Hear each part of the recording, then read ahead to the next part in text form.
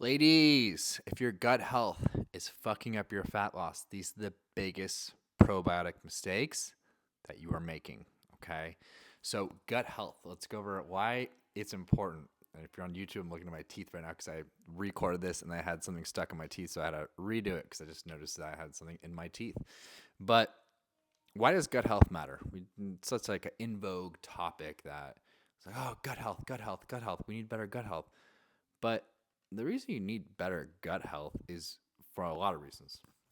Number one is there's so many hormonal exchanges that happen at the gut level. There's two specifically, right? Number one is going to be your GLP-1 secretion, right? GLP-1 creates more insulin sensitivity. GLP-1 secretion. Now your body, by the way, I'm not talking about like you taking a GLP-1 and getting exchanged to your gut. I'm talking about the GLP-1 that your body naturally produces. So it gets secreted at the gut. It is going to create more insulin sensitivity. It's going to slow your stomach motility down, keeping you full. It's going to create more satiation when you have meals. It's going to decrease your ghrelin, your hunger levels, all that stuff, right? This is secreted at the gut level. So very, very important to have good gut lining integrity, overall good gut health, and good bacteria in your gut, which is what probiotics do.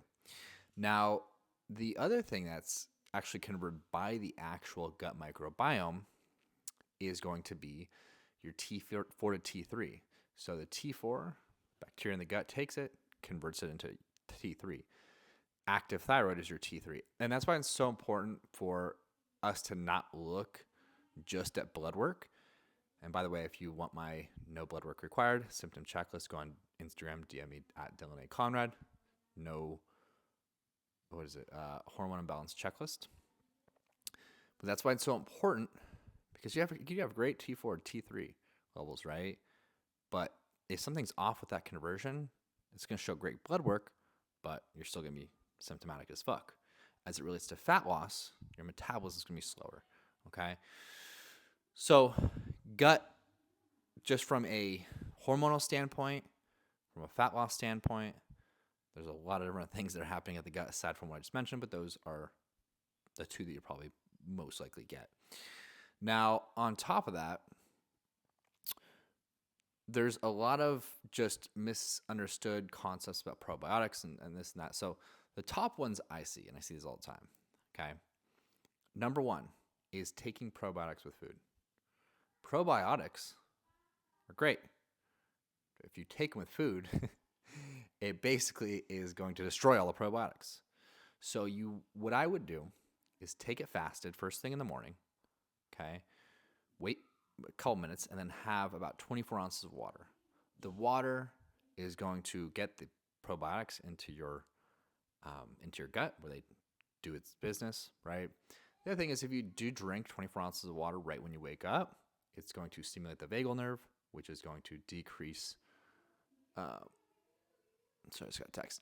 It's going to help regulate your cortisol, right? So when you wake up, you have a huge cortisol spike. It helps regulate that. Okay.